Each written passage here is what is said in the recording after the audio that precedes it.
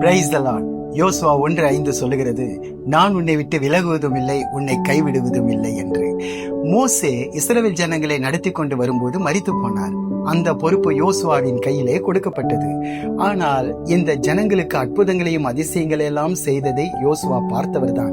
ஆனால் எப்படித்தான் இந்த ஜனங்களை நடத்துவேனோ என்ற ஒரு பயமும் கலக்கமும் இருந்ததனால தான் ஆண்டவர் இந்த வாக்கை யோசுவாவுக்கு கொடுக்கிறார்.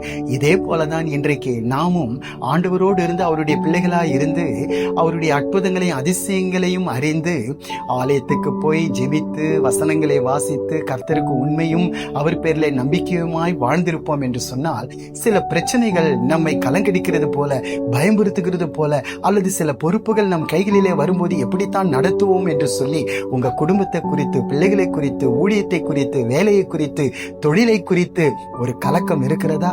ஆண்டவர் இன்றைக்கு உங்களை பார்த்து சொல்றார், அருமையானவர்களே, நான் உன்னை விட்டு விலகுவதும் இல்லை, உன்னை கைவிடுவதும் இல்லை என்று சொல்லி. ஆமேன். அல்லேலூயா.